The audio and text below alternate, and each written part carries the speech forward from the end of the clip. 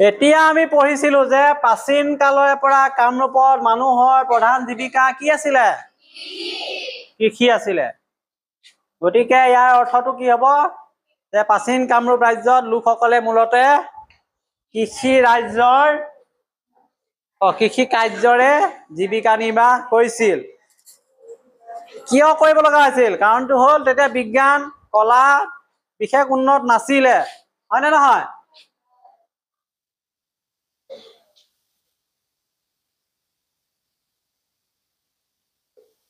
সেইকাৰণে খেতি বাতিয়ে কৰি মানুহে শস্য উৎপাদন কৰি জীৱন নিৰ্বাহ চলাইছিল। গতিকে কৃষি আছিল সেই সময়ত আয়ৰ প্ৰধান উৎস। হলে পাহাৰীয়া অঞ্চলত মানুহে কি কাৰ্য কৰিছিলে? কি পদ্ধতিৰে খেতি কৰিছিলে? ঝুম খেতি কৰিছিলে। ঝুম খেতিনো কি? মই যে কলো কথাটো যে এই পদ্ধতিত কি কৰে, পাহাৰৰ গছ বন এইবিলাক কাটিব, জ্বলাই দিয়ে, এঢলীয়া মাটিবিলাক প্ৰস্তুত কৰে খেতিৰ কাৰণে। তাৰপিছত সেই মাটিত এইবিলাক ধান খেতি কৰিব, তিল খেতি কৰিব, বিভিন্ন ফল মূলৰ বাগানীয়া খেতি কৰিব পাৰে। আৰু ঝুম খেতি হৈছে আদিম যুগৰ কৃষি পদ্ধতি। আজিও দৰং, কাৰ্বি আংলং আদি অঞ্চলত দেখা পোৱা যায়। দেখিছেনে? এইকেইটা পালো। এতিয়া ক'ত ক'ত বেছিকে কৰে? কাৰ্বি আংলংটো পাহাৰীয়া অঞ্চল, দৰঙত এইবিলাকত ঝুম খেতি কৰে। এইটো সোণ উৎপাদন আৰু সোণৰ অলংকাৰ নিৰ্মাণ কামৰূপৰ এক প্ৰাচীনতম উদ্যোগ আছিলে। পাইছোনে নাই এতিয়া? সোণ উৎপাদন ক'ত ক'ত হৈছিলে আমি চাম এতিয়া। প্ৰাচীনতম কোন গ্ৰন্থত উল্লেখ আছে সোণ উৎপাদনৰ কথা? কোনখন গ্ৰন্থত আছে? গ্ৰন্থখনৰ নাম কৌটিল্যৰ অৰ্থশাস্ত্ৰত। কোন অঞ্চলত পোৱা গৈছিলে কৈছে? কামৰূপৰ সুৱৰ্ণকুণ্ডত। এইটো এতিয়া আমি পাম।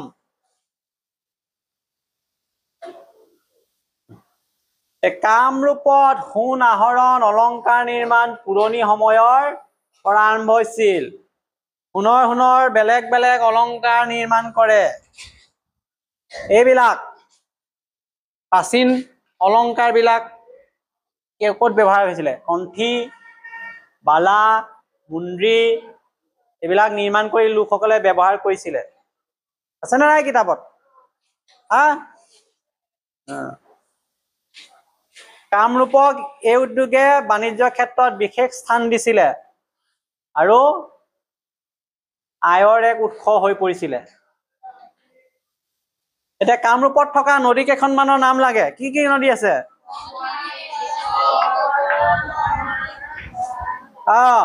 সোৱণশিৰি, দিখৌ, বৰগাং, ভৰলী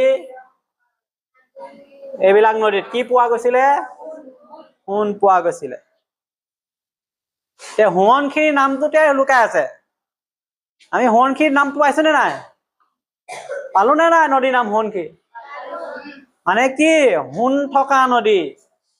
যেনে এই নদী তথা দিখৌ, বৰগাং, ভৰলী এইবিলাকত সোণৰ বালি চুৰ পোৱা গৈছিলে। আৰু নদীৰ পানী যেতিয়া শুকাই গৈছিলে, বালি বিলাকত সোণ পোৱা গৈছিলে। আৰু বালি বিলাক পৰিশোধন কৰি তাৰ পৰা সোণৰ উদ্ঘাটন কৰা হৈছিলে।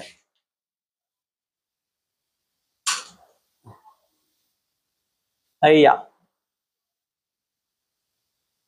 এই নদীৰ পৰা বালি বিলাক আনিছিলে, তাৰপিছত চালিছিলে, তাৰ পৰা সোণ সংগ্ৰহ কৰিছিলে। আৰু এই প্ৰাকৃতিক সোণৰ উৎস হৈ কামৰূপক সমৃদ্ধ কৰি ৰাখিছিলে। এতিয়া এইটো গ্ৰন্থখনৰ নাম কৈছিলো, কি নাম ক'লে গ্ৰন্থখনৰ? ইয়াত লিখা আছে গ্ৰন্থ এখনৰ নাম। কি নাম? কৌটিল্যৰ অৰ্থশাস্ত্ৰত। কোন ঠাইত পোৱা গৈছে বুলি কৈছে? সোণ সুৱৰ্ণকুণ্ডত পোৱা গৈছে। এতিয়া ইয়াৰ মূল কথাটো এইখিনি হ'ব যে কৌটিল্য কোন আছিল?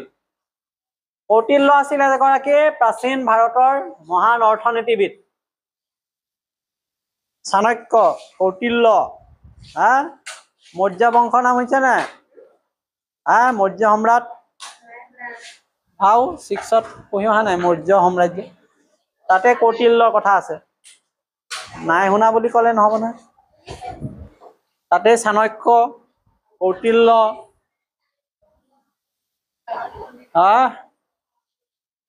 মহামন্ত্ৰীসকলৰ কথা আছে।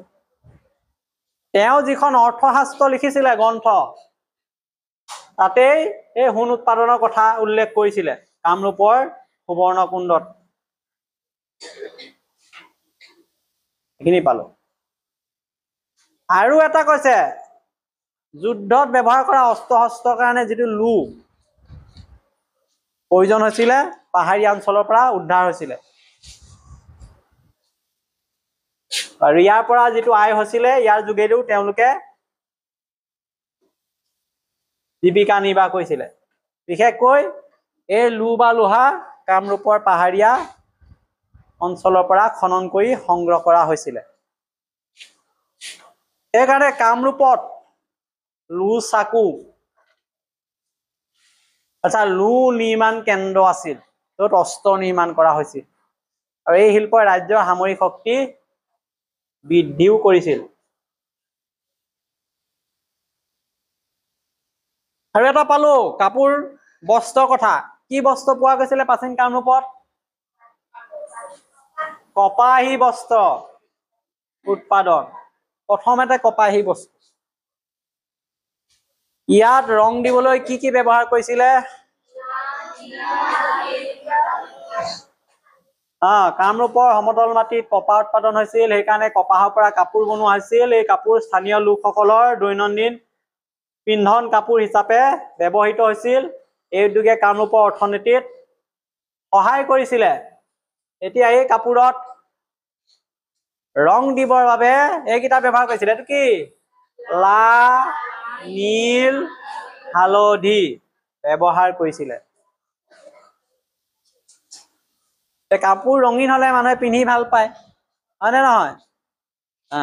ৰং দিব লাগিব। এনেতো কাপোৰ কপাহটো এনে কি কালাৰ থাকে? বগা। কিন্তু আমাৰতো অকল বগা কাপোৰ নাথাকে, থাকে জানো? এতিয়া কাপোৰটো আমাৰ বেলেগ বেলেগ ৰং কেনেকে হৈ যায়? প্ৰাকৃতিকভাৱে এই ৰংবিলাক আগতে দিছিলে। এতিয়াতো মেচিনৰ ৰং দিয়ে, বিভিন্ন ৰাসায়নিক দ্ৰব্য দিয়ে, জৈৱিক দ্ৰব্য দিয়ে, বেলেগ ধৰণৰ কালাৰ আমি পাইছো। গতিকে সেই সময়ত কাপোৰ ৰং কৰিবলৈ প্ৰাকৃতিক ৰং ব্যৱহাৰ কৰিছিল। লা কি আচলতে? লা আমি কৈ আছো এটা উদ্ভিদৰ পৰা পোৱা বস্তু ৰং। নীল, নীল গছৰ পৰা পোৱা ৰং। আগতে নীল খেতি কৰিছিলে, নীল গছ আছে। যেনেকে কপাহ গছ আছে নে নাই? হালধি দেখিছা নে তাৰে? হালধিৰ পৰা পোৱা পীতবৰ্ণৰ ৰং। পীত মানে হালধীয়া, পীতবৰ্ণ। এইবিলাক কথা আমি এতিয়া শিকি আছো। আৰু এইবিলাক ব্যৱহাৰ কৰিয়ে তেতিয়াহ'লে কাপোৰ প্ৰস্তুত কৰিছিলে। এতিয়া আমি কৈছো ইয়াৰ উপৰিও আৰু আটাইতকৈ মূল্যৱান বস্ত্ৰ কি আছে? পাট, মুগা, এৰী কাপোৰৰ ব্যৱহাৰ কৰিব কোনে জানিছিলে? প্ৰাচীন কামৰূপৰ লোকসকলে। পাট, মুগা আৰু এৰী ৰেচমৰ কাপোৰ। বিশেষকৈ বৰ্তমান সময়ত মুগা ৰেচম অসমৰ গৌৰৱ, যি আজি বিশ্ববিখ্যাত। এই কাপোৰবোৰ পূজা পাঠত, বিয়া এইবিলাকত, উৎসৱত বিশেষ ৰূপে ব্যৱহাৰ হয়। বিহুত কি কাপোৰ লাগে?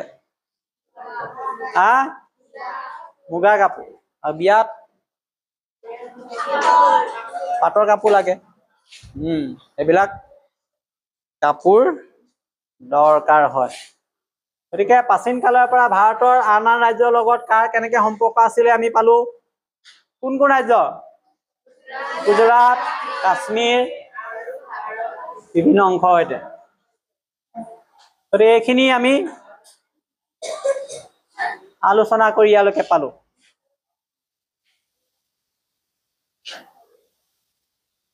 পৰৱৰ্তী সময়ত আমি প্ৰশ্নসমূহ আলোচনা কৰিম আৰু উত্তৰখিনি ইয়াৰ পৰা চাই লিখিব পৰাকৈ আমি ব্যৱস্থা কৰিম।